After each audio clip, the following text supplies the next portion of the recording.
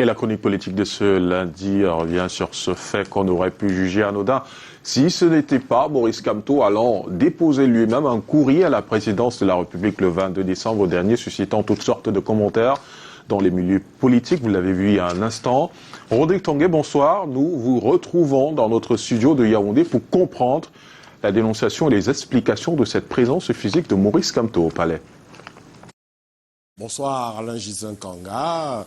Tout de même curieux, un véhicule immobilisé devant une des guérites du palais de l'Unité et la toile s'embrase. L'on a envie de s'écrier pour si peu avant que le profil de son occupant principal et de son propriétaire de ce 4x4 nous revienne à l'esprit. Il s'agit du président du Mouvement pour la Renaissance du Cameroun. Il s'agit de Maurice Kamto, autodéclaré président élu au terme de la présidentielle de 2018. Il s'agit du dirigeant de l'opposition la plus farouche à Paul Biya, celle qui fait figure avec quelques autres partis politiques et pas nombreux de ce que les analystes appellent l'opposition qui reste au Cameroun après que les autres bouillantes et intrépides par le passé aient rallié la majorité ou ont laissé émousser leur enthousiasme. L'intérêt pour cette photographie que nous vous reproposons et que le MRC par la voix de son secrétaire général explique comme étant simple cliché du président en déplacement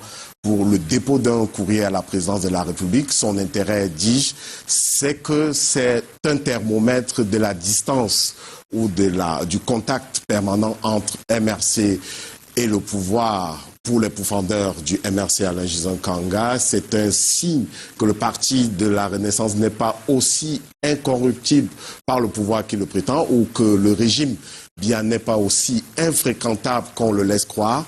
Par contre, pour ses supporters, la présence de Maurice Kamto en personne à l'entrée du palais d'Etoudi n'est que simple routine et preuve supplémentaire d'une posture républicaine. Mais au-delà des déclarations, des images et des commentaires sur cette actualité, doit-on diaboliser les rapprochements physiques entre adversaires politiques, Rodrigue?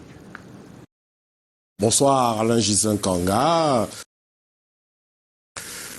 Votre question appelle à d'autres questions, à une série de questionnements. Au-delà de cette analyse, les adversaires politiques dignes de ce nom devraient-ils absolument se regarder en chien de faïence, à l'image du refus systématique du président du MRC à l'époque en tant que chef de file d'un parti politique représenté à l'Assemblée nationale d'aller présenter des vœux au président de la République, par ailleurs président national du RDPC, ou à l'image des embastiments subis par le MRC ces dernières années. Ça, c'est la première question. Deuxième question, en matière de relations publiques avec le pouvoir, les opposants devraient-ils souffler le chaud et le froid, comme le fait Ni John Fundi, qui a souvent rencontré Paul Biya malgré les critiques acerbes de leurs différentes familles politiques.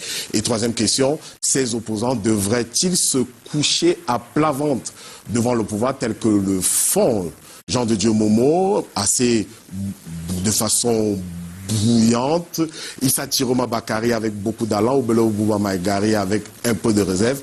À gauche, on tend à dire qu'un opposant, un vrai, ne doit pas fréquenter le pouvoir. Ce serait l'embryon d'un deal pour la mangeoire, et manifestement, la direction du MRC tient à se départir de ce cliché.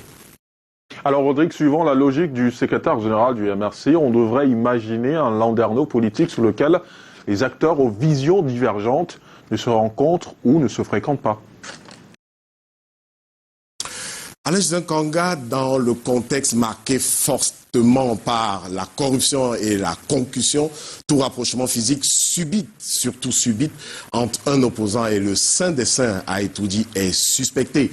Il n'y a qu'une rencontre annoncée préalablement et donc codifiée et encadrée qui pourrait permettre aux opposants de ne pas y laisser des plumes. Et sur cette codification, le pouvoir aurait beau jeu de mettre en place un statut de l'opposition tel que sollicité par celle-ci depuis de longues années. Merci Rodrigue Tanguay pour cette